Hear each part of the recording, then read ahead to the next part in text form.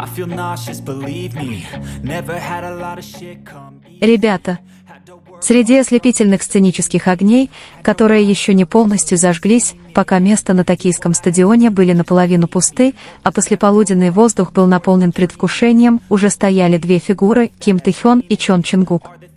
Саундчек должен был быть всего лишь технической разминкой перед большим шоу.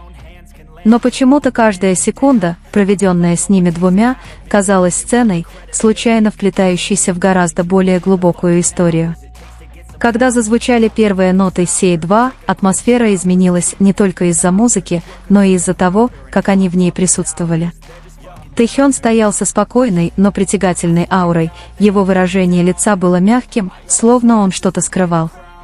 Чингук же, напротив, казался более живым, его глаза сияли энергией, которую было трудно скрыть.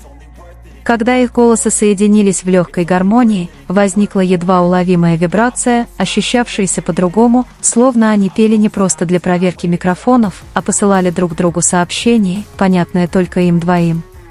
Даже проходившие мимо члены съемочной группы не могли игнорировать странную, но прекрасную атмосферу, которая возникла. Затем произошел тот маленький момент, тот, который кому-то мог показаться незначительным, но для любого, кто внимательно следил за происходящим, он ощущался невероятно важным.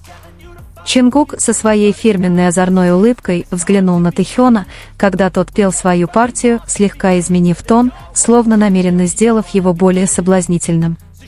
Тэхён повернул голову, слегка приподняв брови, и на его лице медленно появилась улыбка, которая не только отвечала на выступлении, но и полностью отражала его естественность. Не было никакого сценария, никаких указаний, просто две души, понимающие ритм друг друга. Они начали двигаться более непринужденно, прогуливаясь по сцене, словно весь мир принадлежал им. В некоторые моменты их плечи почти соприкасались, а затем снова расходились, словно в бесконечной игре в перетягивании каната. Чингук иногда наклонялся немного дольше, чем нужно, а Тэхён отвечал на этот взгляд необъяснимым взглядом, который не был ни шутливым, ни серьезным. В этом и заключалась магия, грань между реальностью и интерпретацией размывалась. Между песнями раздавался их смех, легкий, но значимый. Казалось, Чингук сказал что-то, что не было уловлено микрофоном, и Тэхён на мгновение опустил взгляд с улыбкой, словно пытаясь скрыть свою реакцию. Но именно тогда все стало яснее, и счастье не было притворным, не было натянутым. Оно просто текло естественно, как дыхание, как музыка, которую они пели вместе. А когда зазвучал припев, их голоса снова слились сильнее, эмоциональнее. В этот момент в том, как они смотрели друг на друга, было что-то такое, что заставляло время замедляться. Казалось, они просто смотрели друг на друга посреди огромного стадиона, который однажды наполнится тысячами голосов. Не было толпы, не было давления, лишь небольшое пространство, которое они создали для себя, где все казалось простым. Несколько маленьких шагов переросли в более игривое взаимодействие.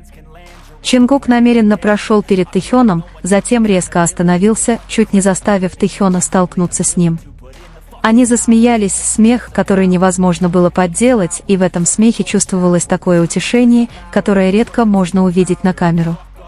Тэхён ответил легким толчком по плечу Чингука, простым жестом, который казался таким значимым. Был также момент, когда их руки почти соприкоснулись.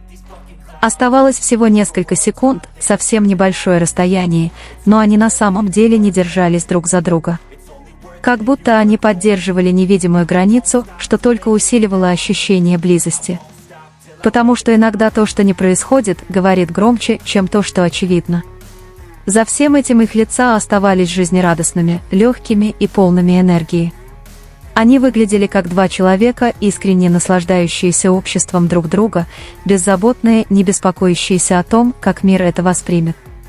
Именно это делало этот момент таким реальным, потому что их счастье не казалось игрой, а чем-то естественным. И, возможно, именно это и объединяло всех, кто наблюдал за ними. Дело было не только в их потрясающей внешности или невероятных голосах, но и в теплоте, которую трудно описать, в чем-то искреннем. То, как они подшучивали друг над другом, отвечали друг другу и присутствовали, не нуждаясь в словах, все это создавало историю, которая никогда не была произнесена вслух, но всегда ощущалась. Когда песня закончилась и они медленно вернулись на свое место, возникла небольшая пауза, которая показалась дольше, чем должна была быть. Но даже после того, как этот короткий миг прошел, в воздухе повисло странное чувство, словно что-то еще не закончилось. Ким Тэ-хён медленно подошел к краю сцены, но его взгляд задержался, словно тень, не желающая уходить. Вдали Чон Чингук снова попытался взять высокие ноты, его голос стал сильнее, но в то же время в нем чувствовался мягкий оттенок, словно скрытое послание, которое мог уловить только один человек. Их шаги случайно снова пересеклись, и на этот раз не было громкого смеха, только сдержанная улыбка. Словно они оба поняли что-то общее, но предпочли не говорить об этом вслух. Наступила тишина, не неловкая, а комфортная, словно два человека, которые слишком хорошо знают друг друга, чтобы нуждаться в словах. Сценические огни медленно меняли цвет, отбрасывая длинные тени, которые падали прямо между ними. В этом силуэте их движения казались все более синхронными, словно без специальной подготовки они уже выучили ритм друг друга. Даже когда один двигался первым, другой следовал за ним естественно, как неосознанный рефлекс. Затем Чингук обошел Тэ-хёна, приблизившись к нему, но остановился за несколько шагов до его встречи.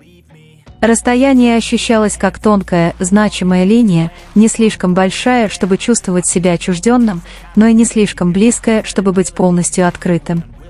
Тэ-хён медленно повернул голову, его взгляд был мягким, словно он читал что-то невидимое для других. В этот короткий миг мир словно замедлился. Музыка продолжалась, съемочная группа продолжала двигаться, но внимание, казалось, было сосредоточено исключительно на них двоих. Чингук поднял микрофон чуть выше, пропев короткий отрывок более эмоциональным тоном, неожиданно изменив атмосферу. Тэ-хён ответил по-другому, не голосом, а выражением лица. На этот раз его улыбка была не широкой, но достаточной, чтобы показать, что он понял смысл записки. Постепенно, но уверенно возникло тепло, словно маленький огонек, зарождающийся в центре огромной сцены. Они снова пошли, на этот раз более расслабленно, почти так, как будто они не работали. Легкие движения, беззаботные шаги и редкие взгляды, слишком быстрые, чтобы камера могла их четко запечатлеть. Но именно поэтому момент казался более реальным, более искренним и далеким от надуманности. С одной стороны сцены Чингук внезапно остановился и повернул голову, словно чего-то ожидая. Тэ-хён, увидев это, лишь слегка приподнял брови, а затем медленно подошел. Не было ни слов, ни явных жестов, но мгновенно возникло взаимопонимание. Расстояние между ними снова сократилось, и на этот раз дольше, чем раньше. Их плечи почти соприкоснулись, и на мгновение ни один из них не пошевелился.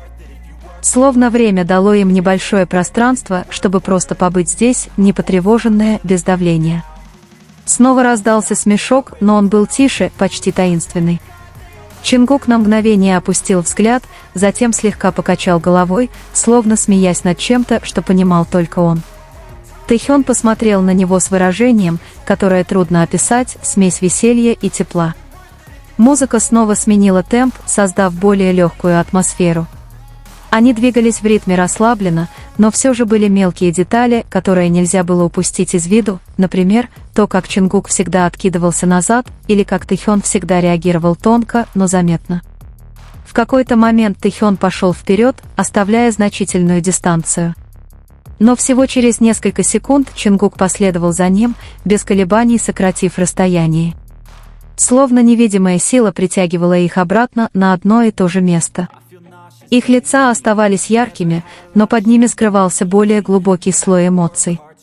Что-то, что невозможно полностью объяснить словами, но что ощутимо для любого, кто внимательно прислушивается.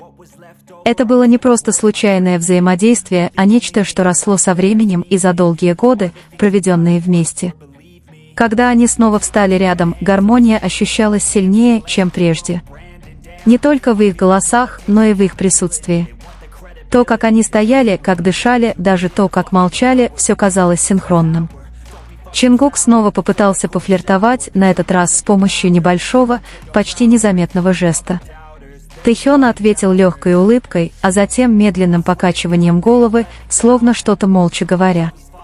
Взаимодействие было коротким, но достаточным, чтобы оставить неизгладимое впечатление. Потому что в конечном итоге все, что происходит на этой сцене, каким бы незначительным оно ни было, всегда оставляет след. I won't stop.